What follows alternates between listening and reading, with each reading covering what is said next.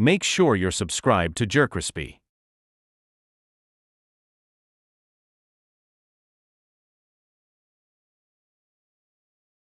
What's up, y'all? It's your host, the most. That's the most. JerCrispy. We're back in the video. Where are the music viral memes today? Make sure you like, comment, subscribe, follow us. Social media is gonna pop on the screen. Let's see where are the music viral memes today? Memes, from Gangnam Style and the Rick Roll to the Harlem Shake and the Walmart yodeling kid. But all of these were a long time ago, which has left me wondering what happened to all of the people behind these viral memes. So today we're going to look into where music's viral memes are today, starting off with Rick Astley. If you've been on the internet for some time, you've most definitely seen the Rick Roll, and you've probably even been Rick rolled yourself. The joke was basically that someone would maybe send you an article about something, maybe how to get jacked, for example, and you click the link excited to learn how to get big and strong just to have the video of this song play. You would have just been Rick rolled. The meme, which gained popularity back in 2008, was based on Rick Astley's 1987 song and music video for his debut single, Never Gonna Give You Up. But why Rick? Why that song, and where is he today? Well, Rick Astley actually found success very early on in his career with that single. When released, the song instantly blew up and was a #1 hit on several international charts, including the Billboard Hot 100. However, his success didn't end there. In the years following, he released a bunch of projects which all sold tens of millions of copies. As a result, Rick even became a millionaire at 22. To many fans' surprise, though, in 1993, at the age of 27, Rick decided to retire from music, saying that family life was more important to him. He said, "Now it doesn't seem like any amount of years, but then it was a quarter of my life. I was a young guy and I was like, I don't want to be doing that every single day of my life. I want to hang out with my friends. I've made a lot of money. I want to spend some of it. I want to do the things I want to do." Which honestly is pretty fair. If I got rich at a young age as well, I would do the same thing. And while Rick did eventually... Nah, I'm not doing that, bro. I'm spending my money for the long time, bro. That man was tripping. But hey, you know, a lot of people don't think the same as how you think. Music industry, this probably is not why you know who he is. Before the actual first Rick Roll came, there was an episode of It's Always Sunny in Philadelphia called Charlie Has Cancer. You up, never gonna let you down, never gonna learn about the sad things, never gonna make you cry. Hey, Dennis, it's Dee. What are you listening to? Rick Astley, what's up? This episode helped a lot in repopularizing the song for many, and following its airing came a domino effect which eventually became the Rick Roll. It evolved with a 4chan trend which also used a misleading link to trick viewers into seeing a meme called Duck Roll. So the first Rick Roll occurrence happened when a GTA 4 trailer was released, and it was trending so much that their website crashed. So a user posted a link for what he claimed was the trailer, but it was instead the origin of the Rick Roll. Following the first use of this meme, Rick rolling continued to pick up steam and eventually dominated the internet, appearing on pretty much any platform you could think of. The main link people used even reached a massive 1.6 billion views on YouTube. At the time of the Rick Roll blowing up, Rick himself wasn't quite sure how to feel about it. Unlike what you'd expect from a lot of artists today, he didn't make any remixes or try to capitalize off the success of the song. When he was first asked about the trend of Rick rolling in an interview in March of 2008, he said, "It's weird, but he found the interest funny." He would eventually accept his role in the meme world and joined in on the joke. Oh, that's cool. When they did this, foster home imagination. When they did this, he would eventually accept his role in the meme world and join. Dang, bro, that's cool. Look at Blue. Look at I think that's Phil. Yeah, that's Phil. On the joke in 2008 during the that's Will parade with a surprise performance of his hit song. And in the following years, he was asked plenty of times about the meme in other interviews. And what's probably the craziest part about this story is this year in 2025, the actual United States government used a Rick Roll link in place of an actual link to the Epstein files while posting about them on social media. So clearly this meme has made it all the way to the top. Since Rick was clearly already pretty much set for life after his retirement, most of his work following the meme's success was just for fun. For a bit, he worked as a guest radio DJ in London, which people loved. He also toured a bunch and released some music, which was critically received well, but it didn't quite reach the massive commercial heights as his former work. So overall, Rick's life is a pretty wholesome example of a life after becoming a meme. And while the Rick Roll is a timeless meme, Gangnam Style was a trend that defined a year in the I used to hate this meme sometimes, but now it grew to me, bro, because every time like they like put like the means of that. I remember this the first time I knew about this. It was like I was watching a Sonic and Mario like dancing and some stuff like that, and that song like, "Oh my Gangnam Style," and they were hitting a little dance to it, and I was like, "Hold up, man, they actually hitting it."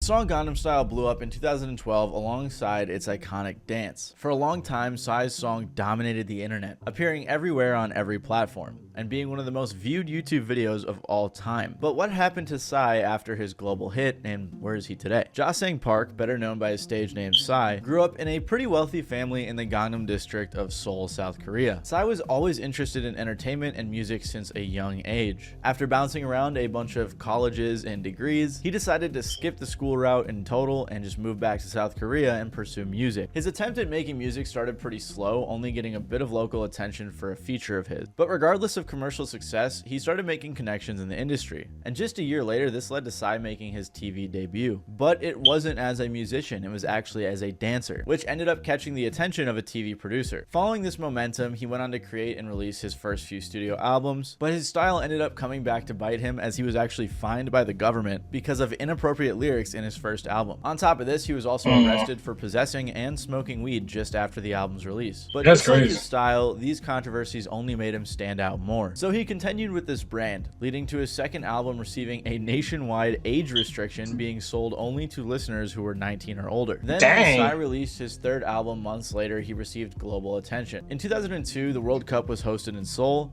and the headlining track of that event was Champion by Psy. However, his career was short-lived because he was forced to do mandatory military service from 2003 to 2009. This is an issue which has affected many big names in South Korea, including BTS, because the nation's laws on mandatory military service are pretty strict. Unlike most Korean men who have to serve around 18 to 21 months, Psy got in trouble for performing while enlisted, which caused his time to be increased significantly. After his time in the military, Psy struggled financially and was not able to put out his own music like before, but he got lucky and was actually signed to one of South Korea's major labels. He released a few more albums and then decided to make his magnum opus, and that was the 2012 song Gangnam Style. The track was actually a satirical song with the purpose to make fun of the extremely fake rich lifestyle that apparently a lot of people in the Gangnam district, his hometown, tended to follow. But since most listeners around the world don't speak Korean, when the song went viral, most people weren't even aware of the song's meaning. In reality, the song and dance was just so catchy that in a similar way to Despacito, listeners really didn't need to understand it to enjoy it. The song released in July of 2012 and instantly dominated domestic charts, and it took a little time until it hit the global market, but when celebrities like Katy Perry, T-Pain, Britney Spears, and Tom Cruise shared the music, when I heard about this song, I was like, dang, this song actually a hit. This dude actually going crazy. But damn, that nigga had to do all that? That's crazy, bro. Yeah, man. That's crazy, bro.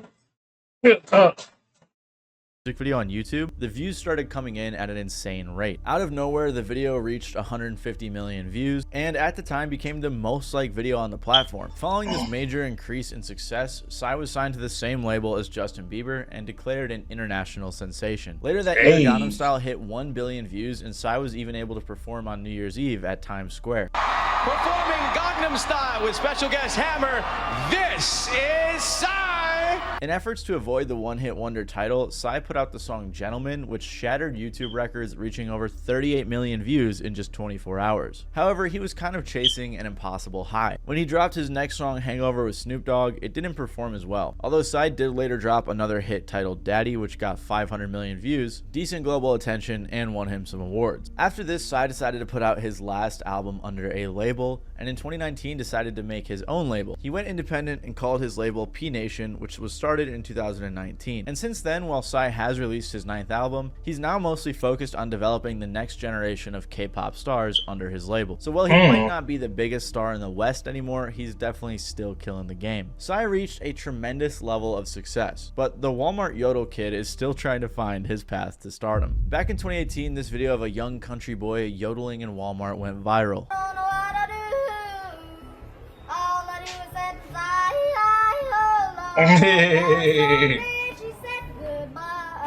Because of this, the Walmart Yodel Kid, as he's been called, or whose real name is Mason Ramsey, became a huge meme. In the clip, Mason is singing Hank Williams Sr.'s Lovesick Blues at his local Walmart, which is obviously a bit strange, but people liked it, and so his singing dominated the internet for a bit. But this was quite some time ago, and it turns out that the Yodel Kid is actually pursuing a music career right now. Mason grew up in Illinois, in a small town with less than 1,000 residents. He got hooked on music at 3 years old after his grandfather introduced him to Hank Williams, and he was specifically interested by the iconic vocal flip, which people would later call his yodel. He took guitar lessons and taught himself how to sing up until 11, and after that his grandfather looked for any stage for him to perform, whether it be a local festival, nursing home, or clearly even a Walmart, which apparently Ramsey had a pretty consistent tradition of doing. After this famous appearance, most people would think, alright, he's done, one and done meme, kind of like the Backpack Kid, but it was actually the opposite. Within a few days, videos of his performance collectively garnered way over— Wait, speaking of the Backpack,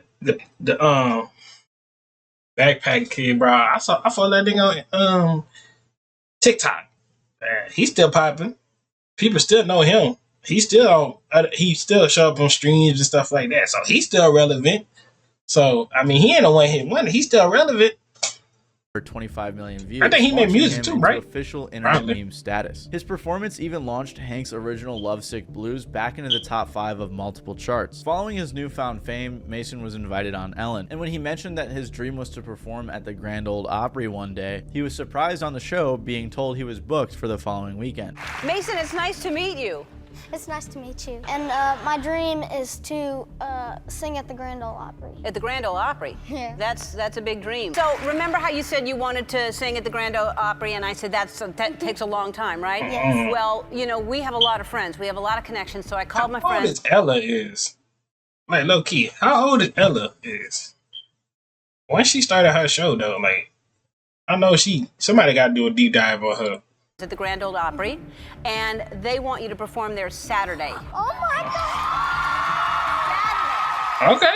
But this was just the beginning for the Yodel Kid. Surprisingly, after this, Atlantic Records signed the young boy to a record deal. After signing with Atlantic, Mason released his debut single, Famous, which entered at number 62 on the Billboard Hot 100. And it may not be like number 1 or anything, but he's an 11-year-old kid, so that's pretty crazy. And in partnership with Billboard for their 60th anniversary, Ramsey sang #1 songs from throughout the decades, including hit songs by Billy Joel, Paul McCartney, Stevie Wonder, the Jackson 5, and more. Hey, I'm Mason Ramsey, and I'm going to sing some of the #1 songs from each decade. Then after this, Ramsey dropped a few more singles and covers. But his biggest headline probably at the time was being featured on Lil Nas X's third Old Town Road remix alongside Billy Ray Cyrus and Young Thug. On top of this, he even got to perform the song live alongside Lil Nas X at the 62nd Annual Grammy Awards.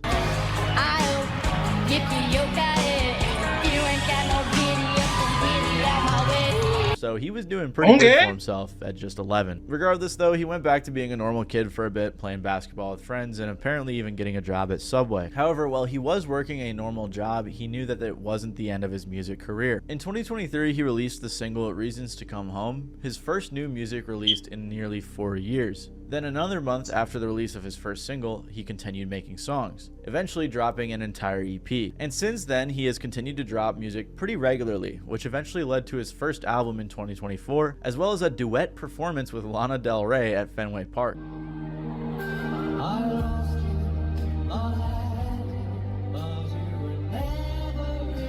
Okay, hello. Since then, he's been touring and keeping on the same path. So it seems like he's doing things right, and only time will tell how successful his career ends up being. While Mason's career seems a bit up in the air as of now, Joji was able to take it to a whole nother level. The Harlem Shake meme got popular back in 2013 with hundreds of thousands of people posting their own renditions. It got so big that the meme wasn't only recreated by individuals online, but also at concerts, sports events, and even for the Guinness Book of World Records. And while Joji didn't invent the dance, he did popularize the meme that would take over the world. As many of you may remember, Joji, whose real name is George Miller, first got really popular from his comedy sketch account under the name Filthy Frank. Although before even regularly uploading to the Filthy Frank channel, he would make rap songs with his best friend. He was even in a rap group called Beats and Miso with some of his friends. And in 2011, he returned to YouTube and started his iconic Filthy Frank show. He continued posting regularly and growing a huge fan base, but things especially took off when he created the Harlem Shake trend in 2013. Oh, I remember that. Everybody just sitting there, they stand, and then everybody was just hitting like a little dance to it. I remember that stuff. Me and my twin brother used to do that all the time, bro. It used to be lit.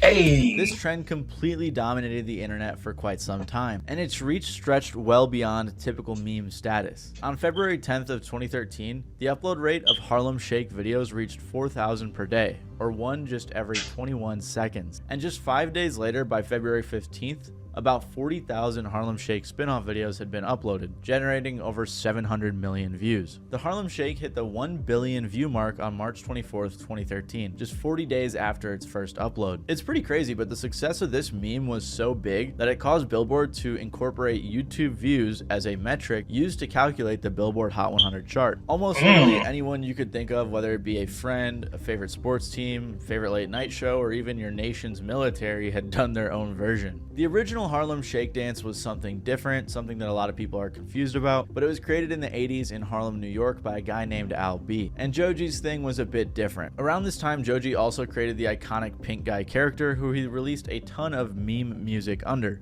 but none of it was really serious. It was really his comedy sketches though that pushed him towards being one of the biggest creators on the platform, and he was known for his edgy videos. Ironically enough, his pink guy character was still the most successful musician out of the two at the time. By 2017, the Filthy Frank content was heavily focused on Pink Guy and his music, since he released 2 albums that year. It was in albums like Pink Season in which listeners started to get a taste of Joji. At this point, Filthy Frank uploads began to slow down, and Joji signed to the record label 88 Rising. By the way, I kind of want to make a video about 88 Rising, so if you guys are interested, let me know down below. Things were kind of weird though, because he was juggling 2 music careers at the same time, with Pink Guy still being the more successful one. However, out of nowhere in September of 2017, George killed Filthy Frank, marking the end of the Filthy Frank era, and Joji would be the one to take over. Shortly after this, Joji released his debut EP, In Tongues, featuring popular songs like Will He, Demons, and World Star Money. And his song Will He even went platinum. So Joji pretty much came out of the gate swinging. He showed the world that he was much more than his SoundCloud strays and his Pink Guy meme songs. The next year, Joji released his debut album, Ballads 1,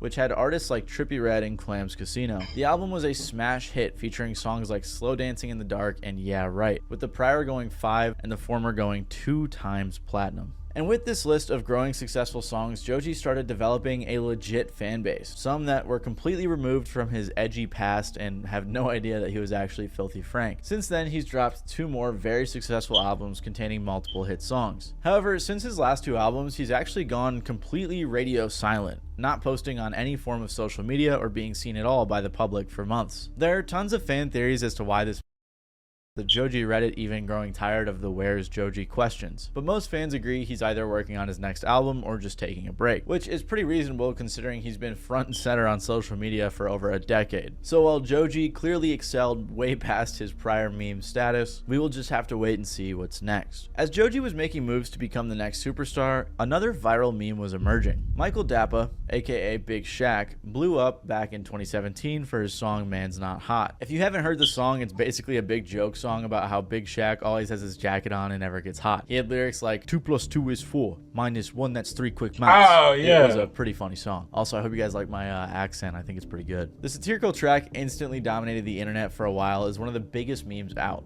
and on pretty much every platform you'd hear his iconic lyrics. But who even was Big Shaq, and what happened after this song? Well, Big Shaq is actually a character created and portrayed by Michael himself. See, Michael is a comedian, and in 2017 him and some friends created a mockumentary series called Somewhere in London, which focuses on 4 characters and their journey to success. One of these characters was Big Shaq, an aspiring rapper. The show as a whole didn't really blow up at first, and eventually it did start to gain some traction, especially through short form content with Big Shaq posting on Instagram. However, his attention did eventually catch the eye of London DJ Charlie Sloth, who hosts the show Fire in the Booth, which invites rappers on for some spotlight. Usually the DJ has artists on in like a serious manner, but as a fan of Michael, he decided to invite on the Big Shaq character. And this is when the virality began to pick up steam. Specifically, portions of Big Shaq's freestyle, which you probably recognize.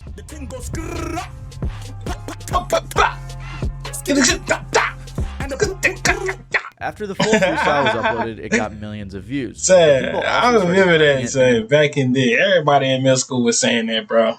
meme just snowballed. A lot of you today might just be finding out the whole Big Shaq thing was just a character, and this was also the case when the clip first went viral. So he decided to take advantage of all this attention, making a full version of the freestyle portion along with a music video. The video has him as well as cameos from people like Waka Flocka Flame, Lil Yachty, and DJ Khaled. This made it go super viral, and as of now it has over 400 million views. In a funny turn of events, this actually got Big Shaq into a playful beef with the real Shaq. During the Man's Not Hot era, Shaq appeared on Jimmy Fallon, where they played a rendition of the song for his walkout, which he didn't seem to love.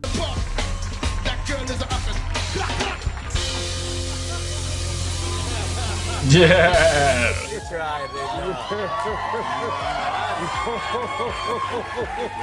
What's even funnier is Shaq eventually hopped in the booth himself, posting on Instagram, "Dear fake Shaq, this is how you spit. Not 2 + 2 is 4. We know that already." Backyard, got a Rory Bentley in the backyard. I can tell when you spit. Road man Shaq, you can never beat me. You're not really a factor. And 2 days later, Big Shaq clapped back. This was again with a freestyle of his own in the classic Big Shaq manner. Oh, Shaquille O'Neal. Yeah. You think you're bad? Cause your knees are made of steel. But you're not. You're moist. Man, see your armpit dripping in the changing room.